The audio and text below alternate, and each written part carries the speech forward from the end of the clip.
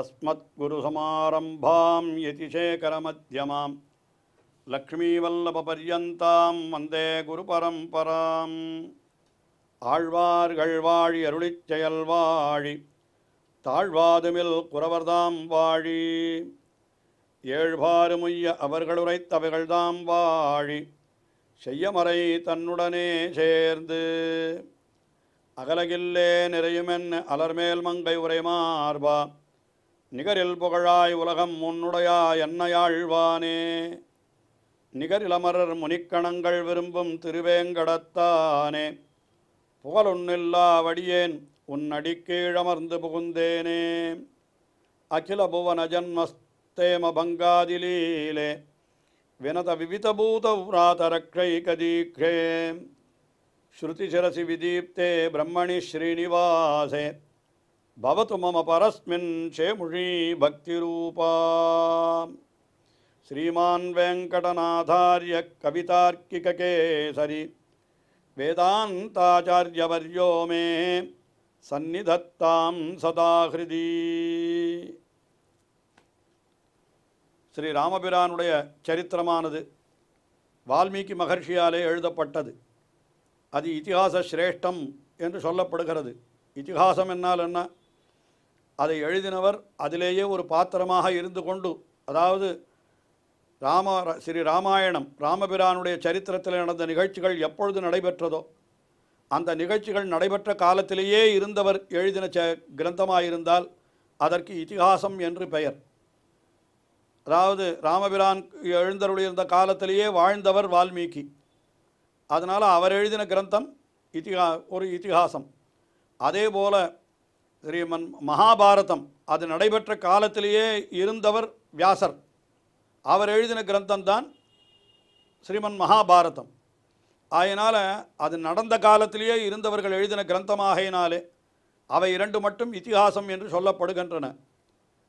புராணங்கள் என்பவை பிற்காலத்திலே எழுதப்பட்டவை. அந்த நிகழ்ச்சிகளெல்லாம் நடந்து முடிந்து என்றைக்கோ நிற்க வேண்டும். அவை பிற்காலத்தில் வந்த முனிவர்கள் அவற்றை தங்களுடைய ஞான திருஷ்டியாலே கண்டு எழுதி வைத்தார்கள். அதற்கு புராணம் என்று பெயர் என்று இப்படியெல்லாம் வித்தியாசம் சொல்லுவார்கள். ஆஹா, இதிகாசங்களிலே தலை சிறந்தது முதல் இதிகாசம் அது வால்மீகி ஸ்ரீராமாயணம் என்பதுதான். அந்த வால்மீகி ஸ்ரீராமாயணம் 7 காண்டங்களாக 500 சர்க்கங்களுக்கு மேற்பட்ட சர்க்கங்களை கொண்டதாக 24,000 ஸ்லோகங்களை கொண்டதாக அப்படிப்பட்ட ஒரு பெரிய நூல் அது. அந்த நூலிலே இருக்கக்கூடிய விஷயங்களை எல்லாம் சுருக்கி வச்சன நடையிலே ஒரு ஸ்தோத்திரத்தை அருளி செய்தார் வேதாந்த தேசிகன். அதுதான் மகாவீர வைபவம் என்று பெயர் அதற்கு. ஆனால் அது பிரசித்தமாக ரகுவீர கத்தியம் என்று வழங்கப் பெறுகிறது. கத்தியம் என்றால் உரைநடை, வசன நடை. அந்த வசன நடையாயிருந்தாலும், அதாவது சம்ஸ்கிருதத்திலே வசன நடையிலே அமைந்த நூல்கள் என்பவை மிக மிக குறைவு என்றே சொல்லலாம். நம்முடைய ஸ்ரீ வைஷ்ணவ சம்பிரதாயத்திலே கூட வச்சன நடையிலே ஸ்ரீ ராமானுஜர் கத்தியத்திரயம் என்று 3 நூல்களை அருளி செய்திருக்கிறார். எல்லாம் சிறிய கிரந்தங்கள் தான், 3 நூல்களவை. அவருக்கு பிறகு வச்சன நடையிலே ஒரு ஸ்தோத்திரத்தை அருளி செய்தவர் என்னால் அது வேதாந்த தேசிகன் தான் என்று தான் சொல்ல வேண்டும்.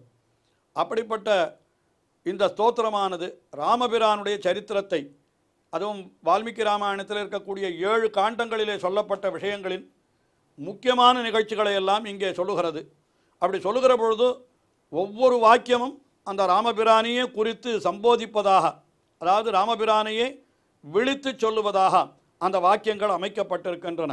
எல்லாம் ராமபிரானை குறித்து அவர் வேதாந்த தேசிகன் அப்படி அருளி செய்கிறார்.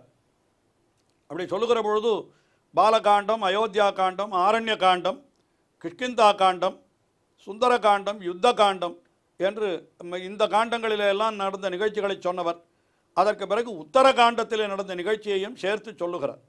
உத்தரகாண்டம் என்கிறது ராவண வதத்திற்கு பிறகு ராமபிரான் அயோத்திக்கு வந்து பட்டாபிஷேகம் பண்ணி கொண்ட பிற்பாடு நடந்த சில விற்த்தாந்தங்கள். அவைதான் உத்தரகாண்டத்திலே சொல்லப்படுகின்றன. அந்த உத்தரகாண்டத்திலே மிக முக்கியமான நிகழ்ச்சியாக சம்பூக வதம் என்கிறதை பற்றி எடுத்து சொன்னார். அதாவது என்ன காரணம் என்னால், அந்த சம்பூகன் என்பவன் செய்யக்கூடாத தவத்தை செய்தான், அப்படி தவறாக செய்தான். அதனால் கெடுதல் ஏற்படுகிறது. தேசத்திற்கே ஒருவன் தவறான செயலை செய்தால் அதனால் என்ன ஆகிறதுன்னு கேட்டால் நாட்டிற்கே கெடுதல் ஏற்படுகிறது. ஒரு அந்தணனுடைய பிள்ளை அவன் மிகவும் அகாலத்திலே மிகவும் சிறிய பருவத்திலே மரணத்தை அடைந்து விடுகிறான். இதற்கு காரணம் என்ன என்று அறிந்து கொண்டான் ராமபிரான் நாரதர் மூலமாக. அந்த சம்பூகன் என்பவன் தவறான தவத்தை செய்கிறான், அதனால்தான் இப்படிப்பட்ட ஒரு துர்மரணம் ஏற்பட்டிருக்கிறது என்று சொன்னவுடனே அந்த சம்பூகனுக்கு மரண தண்டனை, அவனை வதம் செய்து விட்டான். இதை பற்றி நான் ஏற்கனவே தெரிவித்து விட்டேன். அதாவது தவறான செய்கையை ஒருத்தன் செய்தால் அவனுக்கு என்ன தண்டனை அந்த காலத்திலே விதிக்கப்பட்டிருந்ததோ அந்த தண்டனையைத்தான் அவன் நிறைவேற்றினான் என்று அதை நான் எடுத்து சொன்னேன். செய்யக்கூடாத ஒரு காரியத்தை நாம் செய்தால் இன்றைக்கும் கூட அரசாங்கம் நம்மை தண்டிக்கத்தான் செய்யும். நாம் இந்த வகுப்பை சேராதவனாக இருந்து நான் பிற்பட்ட வகுப்பை சேர்ந்தவன் என்று பொய் சொல்லி நாம் ஒரு வேலையை பெற்றிருந்தால் உடனே அரசாங்கம் நம்மளை தண்டிக்குமா வேண்டாம் அல்லவா? அதுபோலத்தான் ராமபிரான் செய்தான் என்று நான் தெரிவித்தேன். இப்படி எந்த இடத்திலேயும் அதர்மம் தலையெடுக்காதபடி ராமபிரான் பார்த்து கொண்டபடியினாலே என்ன ஆயிற்று? திரேதாயுகத்திலேயே கிருத்தயுகம் போலே இருந்தது என்கிறார். அதாவது கிருத்தயுகத்திலே தர்மம் முழுமையாக இருக்கும், திரேதாயுகத்திலே தர்மம் என்கிறது 3/4 பங்கு தான் இருக்கும், 1/4 பங்கு அதர்மம் இருக்கும் என்று சொல்லுவார்கள். ஆனால் ராமபிரானுடைய சிறந்த ஆட்சியின் காரணமாக திரேதாயுகத்திலேயே கிருத்தயுகம் போலே தர்மம் முழுமையாக இருந்தது. அப்படிப்பட்ட ராஜ்யத்தை அவன் ஆண்டான் என்று சொன்னார். அவன் என்ன செய்தானபடி என்றால் என்னென்ன தன்னுடைய கடமைகள் உண்டோ அந்த கடமைகள் அத்தனையும் செய்தான் என்று சொல்லுகிற பொழுது, ஒரு அரசனாயிருப்பவன் குடிமக்களுடைய நன்மைக்காக பல பல யாக யஜ்ஞங்களை எல்லாம் செய்ய வேண்டும். அப்படிப்பட்ட யாக யஜ்ஞங்கள் அநேகம் அஸ்வமேத யாகங்களை எல்லாம் ராமபிரான் செய்து அதிலே அநேகம் பொன்னை வாரி வழங்கினான் தன்னுடைய குடிமக்களுக்கு என்று சொல்லி, இப்படி தன்னுடைய அந்த வர்ண ஆசிரம தர்மங்கள், வர்ணத்திற்கும் ஆசிரமத்திற்கும் உரிய தர்மங்களை சிறிதும் குறைவு ஏற்படாமல் வழுவாமல் பரிபாலித்தான் என்று அதை சொன்னார். ஆனால் இப்படி அவன் யாக யஜ்ஞங்களை செய்கிறான் என்று சொன்னால் யாக யஜ்ஞங்களாலே எல்லாம் ஆராதிக்கப்படுபவனே பகவான் தானே. அப்படி இருக்கிற பொழுது அவனே எதற்காக யாக யஜ்ஞங்களை செய்கிறான் என்ற கேள்வி எழுகிறது அல்லவா? அதற்கு பதில் சொல்லும் விதமாக கர்ம சமாராத்யன் என்று அவனை சொன்னார். எல்லா கர்மங்களாலும் ஆராதிக்கப்படுபவன் அவன்தான்.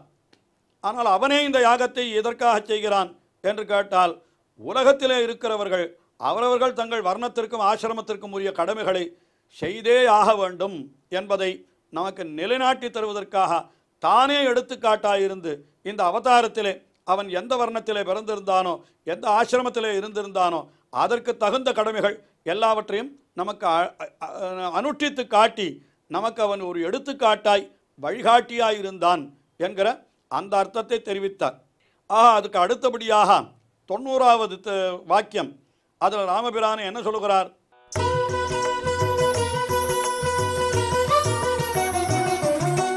சனாதன தர்மா. ராமபிரான் என்கிறவன் யார் என்றால் சனாதன தர்ம என்று சொல்லுகிறார்.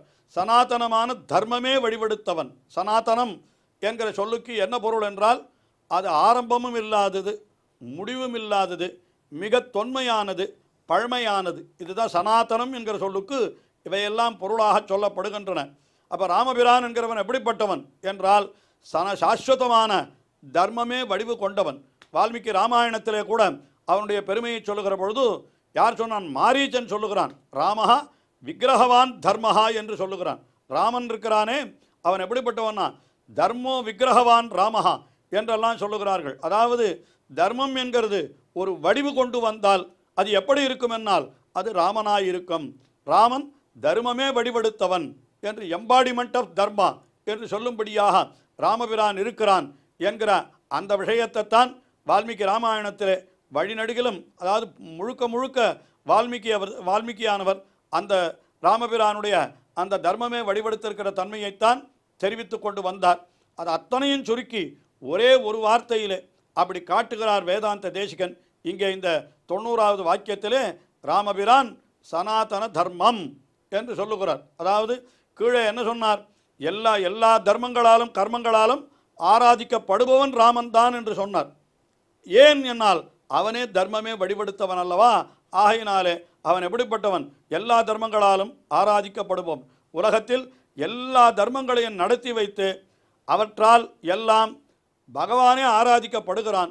இருந்தாலும் அந்த தர்மத்தின் வடிவாய் இருப்பவனும் யார் என்றால் பகவான் தான். ஏனென்றால் பகவான் தான் தர்மம் என்று சொன்னால் என்ன அர்த்தம்? நாம் அனுஷ்டிக்கிற தர்மங்கள் எல்லாம் அது செயல் வடிவானவை. அது நாம் எப்பொழுது செய்கிறோமோ செய்து முடித்தவுடனே அந்த செயல்கள் அழிந்து விடுகின்றன. ஆனால் அவற்றுக்கு பலன் நமக்கு எப்படி கிடைக்கிறது என்றால், இப்படி இவன் இந்த செயலை செய்தான் என்று பகவான் தன்னுடைய நினைவிலே வைத்து கொண்டிருந்து அவனுக்கு வேண்டிய போது அந்த பலத்தை அவன் கொடுக்கிறான். ஆகையினாலே எல்லா தர்மங்களுக்கும் பலன் கொடுப்பவன் யார் என்னால் பகவான் தான் என்கிறபடியினாலே பகவான் தான் அழியாமல் சாஸ்வதமாய் நிற்கின்ற தர்மம் என்ற அந்த அர்த்தத்தை இந்த வாக்கியத்தாலே காட்டினார். அதற்கு பிறகு உத்தரகாண்டத்திலே நடந்த கடைசி நிகழ்ச்சி என்று சொல்லலாம். அதை அடுத்த 91வது வாக்கியத்திலே தெரிவிக்கிறார். என்ன தெரிவிக்கிறார்? அயோத்தியிலே இருந்த அத்தனை ஜந்துக்களையும் என்ன செய்தான் எம்பெருமான்? தான் பரமபதத்திற்கு செல்லுகிற பொழுது அவர்களையும் அழைத்து சென்றான். குலசேகர ஆழ்வார் இதை பற்றி அருளி செய்கின்ற பொழுது, அன்று சராசரங்களை வைகுந்தத்தேத்தி என்று சராசரங்கள் அத்தனை பேரையும் வைகுந்தத்திலே அழைத்து சென்று விட்டான் என்று அப்படி சொல்லப்பட்டிருக்கிறது. யார் யார் அவனோடு வர இஷ்டப்பட்டார்களோ அத்தனை பேரையும் பரமபதத்திற்கு அழைத்து சென்றான்.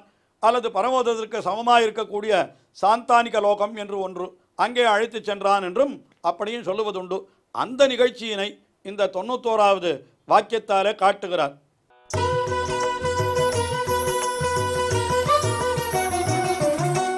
சாகேத ஜனபத ஜனிதனிக ஜங்கமத திதர ஜந்துஜாத திவ்ய கதிதான தரிசித நித்ய நிசீம வைபவா.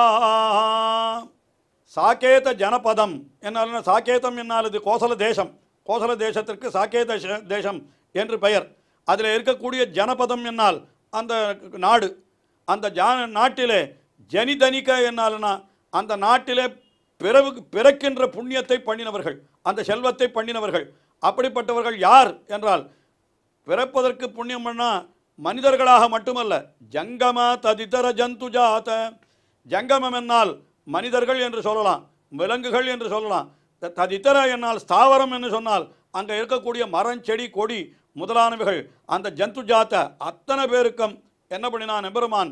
திவ்ய கதிதான உயர்ந்த லோகத்துக்கு செல்லும்படியான அந்த வழியை காட்டினான், வழியை கொடுத்தான். தரிசித்த நித்திய நிசீம வைபவ, இப்படிப்பட்ட அழியாத எல்லையற்ற பெருமை உடையவனே என்று சொல்லுகிறார். அதாவது பகவான் ஸ்ரீ ராமபிரான் தன்னுடைய அவதாரத்தை முடித்து கொண்டு தன்னடி சோதி என்று சொல்லப்படுகின்ற பரமபதத்திற்கு எழுந்தருளுகிறான். அப்பொழுது கோசல நாட்டில் இருந்த எல்லாம் அதை சொல்லுகிற பொழுது நம்மாழ்வார் ஒரு பாசுரத்திலே சொல்லுகிறார், கற்பாரி ராமபிரானையல்லால் மத்தங்கற்பரோ புற்பா முதலா புல்லெரும்பாதி ஒன்றின்றியே நற்பால் அயோத்தியில் வாழும் சராசரம் முத்தவும் நற்பாலுக்கு உய்த்தனன் நான்முகனார் பெத்த நாட்டுளே என்று புற்பா முதலா புல்லெரும்பாதி ஒன்றின்றியே என்கிறார். அதாவது தாவரங்களுக்குள்ளே மிகச்சிறியது புல்லாம், அந்த உயிரினங்களுக்குள்ளே மிகச்சிறியது எறும்பாம்.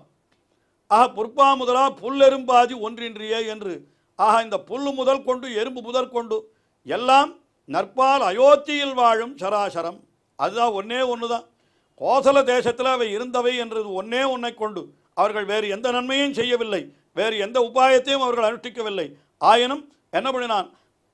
தன்னுடைய ராஜ்யத்திலே வாழ்ந்தார்கள் என்கிற அது ஒன்றே காரணமாக என்ன பண்ணினான்? அவர்கள் அத்தனை பேரையும் அழைத்து கொண்டு என்ன பண்ணினான்? பரமபதத்திற்கு அவர்களை அழைத்து சென்று விட்டான். அதுதான் அன்று சராசரங்களை வைகுந்தத்தேத்தி என்று.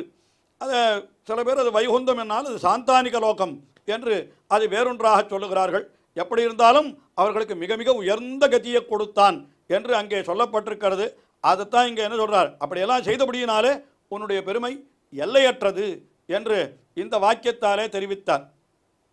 இப்படியெல்லாம் செய்தபடியினாலே அந்த எம்பெருமான் எப்படிப்பட்டவன் என்று பார்த்தால் சொல்லுகிறார். அடுத்ததாக 92வது வாக்கியம்,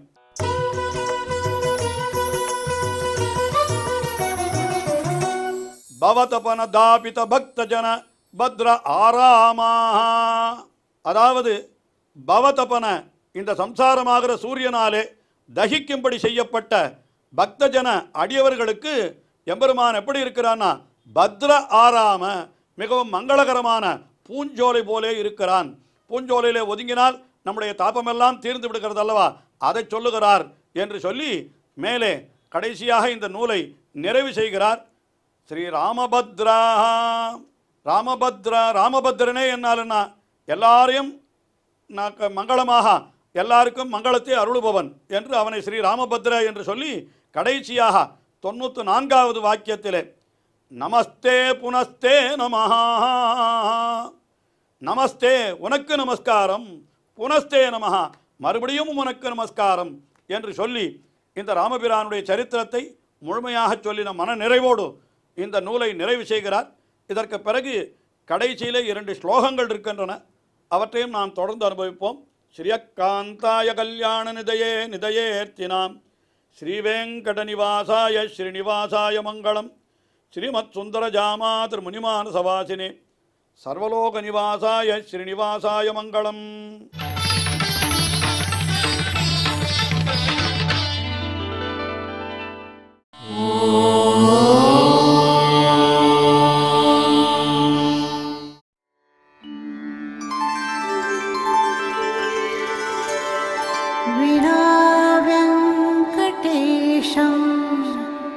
ननाथो ननाथः सदा वेङ्कटेशं स्मरामि स्मरामि.